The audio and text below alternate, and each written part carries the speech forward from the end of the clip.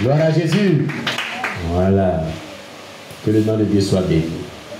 Oui, donc vraiment, s'il y a plus quelqu'un pour intervenir, oui, si tu veux dire quelque chose, viens nous dire ce que tu as retenu aussi, le frère Noé. Oui. C'est que, comme on le dit, pour ordonner à la nature, il faut lui obéir. Oui. Et pour que Dieu se glorifie au travers de nous, il faut que nous lui obéissions. Amen. Dans les deux messages, il nous a donné des conditions à accomplir pour que nous puissions atteindre l'objectif que nous recherchons. Amen. Et ça repose sur l'obéissance. Amen. Donc la vie de l'homme, pour être glorifié, c'est l'obéissance à Dieu. Amen. Parce que de par nous-mêmes, nous ne pouvons rien faire. C'est ça. Même délivrer, c'est le nom de Christ. Mais alors, il faut être, comme vous l'avez dit, avoir une vie de sanctification. C'est ça. Afin qu'en évoquant son nom, il se glorifie au travers de vous. C'est ça. Donc, il faut vraiment obéir à Dieu. Amen. Obéir à Dieu, c'est mettre en pratique sa parole. Gloire à Jésus. Alors, lorsque nous l'invoquons, il répondra. Gloire à Jésus. Amen. Oui, maman, oui, oui, il y a des doigts qui sont encore là. Hein. On a donné le micro à la servante de Victoire. Amen. Amen. Quelque chose que je voulais ajouter encore, que quand tu es une personne, tu viens chercher la délivrance, tu viens chercher ta délivrance, il faut être sincère. Parce que papa a dit que même si tu es sorcier, il faut confesser que tu es sorcier. Il y a des personnes, nous venons, il ne faut pas y m'enlever, nous venons chercher la délivrance et puis ce qu'on est sincèrement là, on cache. Mais on ne peut pas tromper Dieu. C'est ça. Tu te trompes toi-même. C'est ça. Parce que de la manière que tu es venu là, c'est comme ça que tu vas répéter. Et puis pire encore parce que tu as menti. Tu as caché ta double vie. Tu as caché ta double vie pour profiter, pour faire des choses. Si tu vois que ce que tu étais avant, puis maintenant là, tu commences à devenir... Il faut courir, tu vas dire. C'est quand tu vas dire là même là, la personne qui veut prendre ton fardeau, il n'a qu'à prendre, il va partir avec. Ça, c'est son problème. Toi, tu as libéré ton cœur pour attendre le secours de l'Éternel. Donc, soyons sincères avec nous-mêmes. Amen. Soyons sincères avec Dieu. Alléluia. Que Dieu bénisse vraiment ta servante. Alléluia. Que Dieu te bénisse, ma victoire. Oui, le frère Narcisse. Voilà. Moi, je voudrais rendre un témoignage. Oui. Parce que moi, je suis venu ici, quand je venais ici, j'étais malade.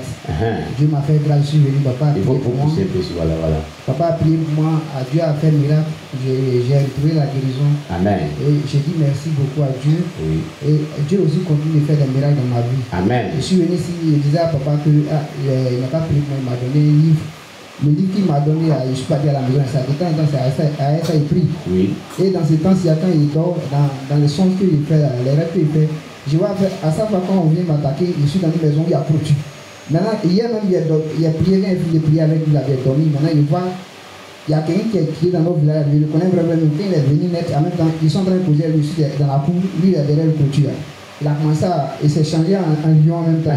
Il est venu, quand il veut venir, il monte sur tout le monde. Il monte, il tombe, il monte, il tombe, il monte, il tombe. Il n'arrive pas à venir. Alléluia. Donc, j'ai vu que, en tout cas, ici, il y a Dieu ici. Alléluia. Dieu ici. Moi, j'ai cherché que les gens étaient à Abidjan, on m'a envoyé dans les églises, quand tu vas dans les coins, on te fait payer l'argent. Pour qu'on prie pour toi, on m'a donné jusqu'à on m'a donné l'eau même, ils ont craché devant moi comme ça, ils ont mis dans le bidon, il y a bu. Je suis venu ici, on m'a rien demandé, puis il a retrouvé la vie. Attends, c'est à Abidjan là-bas. Abidjan là-bas. Ils ont craché dans l'eau pour délivrance. Et quand ils te boivent, tu as bu. Il y a bien. Je suis venu ici, ils ont prié simplement ici pour moi et puis je suis guéri. Donc je sais que Dieu est ici. Oh Jésus, Yako. Délivrance, on crache dans l'eau, peut dire que les gens n'ont qu'à boire. Toi, tu as bu. J'ai bu, papa. Parce que tu cherchais délivrance. Et si la personne a tuberculose, tu fais quoi? Je ne dormais pas la nuit. Je souffle la nuit. La maladie, c'est la nuit. Je sens la maladie. Quand il dort la nuit, il n'a pas dormi. C'est comme s'ils ont mis fer dans feu. Et puis ils ont mis dans mon cœur. Et puis ça me brûle quand il n'a pas dormi. Mais depuis que tu es venu ici, là, qu'on a prié pour toi, ils ont prié une fois seulement, tout ça, ça a disparu. Alléluia. Gloire à Jésus. Et depuis aussi, tu viens de rendre témoin que le livre de prière qu'on t'a donné là, depuis que tu pries avec ça, Quand les gens viennent t'attaquer là, il y a pas même une clôture, tu es dans une clôture, tu es protégé, et ils viennent, ils montent clôture, ils tombent, ils montent clôture, ils tombent, ils montent, ils tombent, ils montent, ils tombent, ils montent, ils tombent. Alléluia! Gloire à Jésus. Chaud, chaud, chaud, chaud. Chaud, chaud, chaud, chaud. Si tu es chaud, Dieu te bénira. Si tu es chaud, Dieu te bénira. Si tu es chaud, Dieu te bénira. Alléluia. Jésus est merveilleux. Jésus est merveilleux. Jésus est merveilleux. On acclame Jésus. On acclame Jésus. Amen. Oui. Bon, attends. Faut te mettre. Bon, elle, on a trouvé son nom prophétique. Ce n'est plus Amadine. Mais son nom prophétique, c'est Prisca.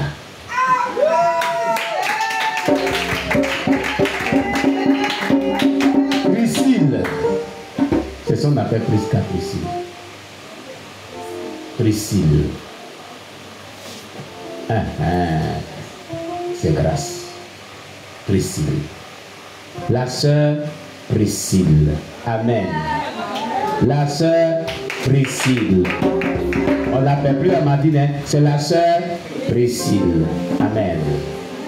On acclame le Seigneur Jésus. On t'écoute. Sœur Priscille. Pour moi, c'est d'abord la confession. La dernière fois, le dimanche passé, quand on parlait de trucs, comme on appelle, on a fait des sous-disciplines. Moi-même, je ne connais pas ça. Oui. C'est ma première fois d'entendre ça. Et moi, j'étais au catholique, c'est-à-dire, j'avais 3 ans maintenant. Et quand on fait des bêtises, on s'en va, on se confesse. Souvent, on nous dit, c'est pas grave. On s'en va encore, on se confesse. On va encore. On se conserve où, mais encore catholique là. Comment ça se passe là-bas? Parlez dans le micro. Quand tu te baptises, pour pouvoir prendre la communion, si tu vois que tu as péché, tu dois te confesser avant de pouvoir communier. Voilà. Et nous, dans la jeunesse, on avait des copains, tout ça. Et quand tu finis, tu t'en vas te confesser. Demain encore, tu t'en vas encore. Viens, tu te confesses, tu t'en vas encore. Demain, tu te confesses. Au point où même à 19 ans, je sais pas, j'ai fait. Maintenant, j'ai quitté l'église catholique, j'ai fait d'autres églises, mais j'ai fait des confessions avec des pasteurs, tout ça. Et même j'étais dans un camp de prière, j'ai fait 2 mois, j'ai fait des confessions encore. Mais quand la dernière fois, on parlait de sous-discipline, ça, il dit, c'est que moi-même, là, c'est que pour moi, là, c'est pas encore fini. Parce que là-bas, tu t'en vas. Le prêtre me dit souvent, c'est pas grave, que ça là, c'est pas grave. Tu te confesses, tu t'en vas encore, c'est pas grave. C'est que moi-même là, je vis dans le péché et puis je pense que c'est bien. Et même je suis allée, j'ai fait un truc comme on appelle, à l'âge de 19 ans, j'ai commis un avortement, tout ça. Mais je me suis confessée, mais je sens que le poids encore là, que c'est pas encore parti. Souvent même je pleure pour ça, mais il y a des gens qui me disent, toi tu es bête. Ça va même là, nous tous on fait ça, mais toi depuis tu as fait pour toi, on ne peut pas respirer, tous les jours tu es sur nous. C'est dit, c'est pas de ma faute, mais je me sens pas, je ne suis pas en paix avec moi-même. C'est ça. Donc je dois me confesser pour que je sois en paix. Et même, tu t'en vas à l'église, tu te confesses, le prêtre même te dit c'est pas grave, que c'est bien d'avoir des copains, tout ça là. Il dit quoi? Prêtre là, il dit quoi? C'est bon. Il dit c'est bien d'avoir des copains. C'est pas grave. Qu'est-ce que c'est pas grave? Ce sont les besoins du corps. C'est pas Jésus-Christ. Prêtre. Que le Seigneur me pardonne s'ils sont en train de faire quelque chose, mais souvent c'est ce qu'on nous donne, nous on pensait que c'était normal. Moi je pensais que c'était bien d'avoir des copains. Moi je pensais que c'était bon. Mais quand la dernière fois on parlait de sous-discipline et puis il a mis une seule sous-discipline, c'est seulement dit. J'ai dit que moi aussi venu papa pour que je sois mis sous discipline parce que pour que tu aies la paix quoi. Oh Jésus-Christ. je vivais dans le péché, je ne savais pas. Dans le péché, on disait que c'est bien d'avoir des copines, tout ça. Tu vis avec des femmes. Nos parents même vivent avec des femmes, des hommes qui ne sont pas mariés, mais on dit c'est bien, c'est pas mauvais. C'est que si vous avez l'intention de vous marier, c'est le plus important. Et puis vous vivez ensemble comme ça. Tout ça sont des péchés. Et puis il y a un truc encore qui me fatigue. Et je ne sais pas comment on fait pour que le Seigneur me libère. À l'âge de 2 ans, moi je n'ai pas grandi avec mes parents. Mon papa m'a appris quand j'avais 2 ans, il me voyait chez sa petite soeur. Et c'est elle qui m'a élevé jusqu'à présent. Donc je n'ai pas vécu avec ma mère. Mais il y a quelque chose que je n'arrive pas à comprendre. J'aime pas ma mère comme on aime sa maman. Quand j'entends sa voix, je vais mourir quoi. Seigneur Jésus. Oh, je ne peux même pas l'entendre, je ne veux même pas qu'elle me parle. Mais pourquoi? Je ne sais pas ce qui m'arrive. Quand elle m'appelle, je vois son appel même. Je suis dans tous mes états. Elle m'énerve jusqu'à on dirait que je vais mourir. Souvent je m'agenouille, je pleure, je dis Seigneur, mais qu'est-ce qui m'arrive? Pourquoi je n'aime pas ma maman? Je ne sais pas sincèrement, je ne sais pas ce qui m'arrive, mais j'aime pas ma mère. Pas parce que je n'ai pas grandi avec des... Il y a des personnes qui n'ont pas grandi avec leur mère, mais ils ont l'amour d'une mère pour cette femme-là. Oui. J'ai pas l'amour pour ma maman. Et souvent, elle m'appelle, elle pleure, elle fait le truc, ça me fait mal, mais je ne peux pas changer. Il ne sait pas pourquoi. Donc, que le Seigneur me pardonne pour ce n'est plus qu'il me libère. Amen. Il ne sait pas ce qui m'arrive. Mais j'aime pas ma maman. C'est même qui m'a élevé même là. C'est pas trop ça aussi. Tu l'aimes pas aussi. C'est pas un bon amour aussi. Ah, mais maintenant toi tu es avec. Je ne les appelle pas. Souvent, elles se plaignent pour dire pourquoi moi je ne les appelle pas. Mais souvent j'ai une mais quand je vois leur appel là, je décroche pas. C'est pas bon. C'est comme si les mamans là même là, j'aime pas les mamans. Ça, on doit prier pour ta délivrance. C'est un sérieux problème que j'ai. Je ne sais pas ce qui m'arrive, mais c'est vraiment dit. Souvent, elle m'appelle, elle se plaint, elle pleure. Mais ça ne me dit rien. C'est comme si ce n'est pas ma maman. Peut-être qu'il y a une autre mère quelque part, je ne sais pas. Mais les mamans, là, je ne les aime pas. Seigneur. Et puis, c'est un péché aussi. Oui. Donc, je demande pardon à Dieu. Ça, ce sont des démons qui font ça. On doit les chasser au nom de Jésus. Le Seigneur me libère de tout ça. Amen. Amen, amen, amen. On acclame Jésus-Christ pour la sœur Priscille. D'accord. Maintenant, ce que toi tu dois savoir, on ne peut pas te mettre sous discipline maintenant. Le fait que tu as confessé, c'est bon. Tout ce que tu viens de dire là, c'est bon. Dieu te libère. Et tu ne savais pas tout ça. Tu comprends? Et ce n'est pas ici que tu as commis toutes ces choses. C'était dans l'église catholique. Voilà, l'église catholique n'est pas considérée comme l'église, c'était comme de la vie païenne. Tu n'étais même pas encore chrétienne. Tu comprends? On met des personnes sous discipline lorsque ces personnes sont chrétiennes. Elles sont baptisées. Elles ont la connaissance vraiment de la vraie parole de Dieu. Elles sont bien converties et elles se lèvent et puis elles savent commettre ce genre de péché. C'est là qu'on les met sous discipline. Mais ce cas-là, c'est pas ça. On ne peut pas te mettre sous discipline. Tu as compris? Hein? Que ton cœur soit libéré, zoin, comme ça. Hein? Pour plus te faire vraiment de soucis pour cela. Tu as compris? Maintenant, où tu es arrivé, tu dois partir sur les nouvelles bases. Maintenant, où tu es arrivé là, tu ne dois pas commettre ce genre de choses. S'il y a quelqu'un qui vient mettre chocobi dans ton oreille, il faut gifler ici et puis tu viens me dire.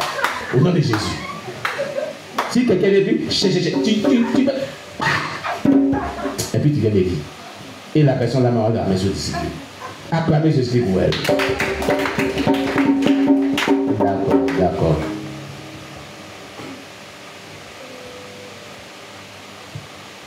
Je croyais que l'argent était la source de mon bonheur, que la médecine avait réponse à tous mes maux. Ils m'ont dit que les hommes garantissaient mon avenir. Je me suis livrée à la vie sans savoir ce qui m'attendait. Sur la route de ma destinée, j'ai reçu des coups qui m'ont paralysé. Mes amis sont devenus mes ennemis. Mes compagnons sont devenus des moqueurs. Ma famille m'a tourné le dos. C'est dans cet état Christ m'a tendu les mains. Amen. De la boue, il m'a retiré, m'a revêtu de plus beaux habits. Je reconnais ce grand amour qu'il a pour moi. L'unique comme toi, oh. Personne n'est comme toi, Jésus. L'unique comme toi, oh. Personne n'est comme toi. Jésus est l'unique comme toi, oh. Personne n'est comme toi, Jésus est l'unique comme toi, oh. Personne n'est comme toi. Il n'y a rien que tu ne puisses faire, mon Jésus. Le Dieu de la veuve, de l'orphelin, de tous ceux qui sont perdus. Tu fais toutes choses à merveille, sois mon maître. À tes pieds, je viens adorer. Oui, c'est le lieu où s'écrit ma destinée. Au pied du Maître, je viens. Au pied du Maître, je me tiens pour adorer Jésus.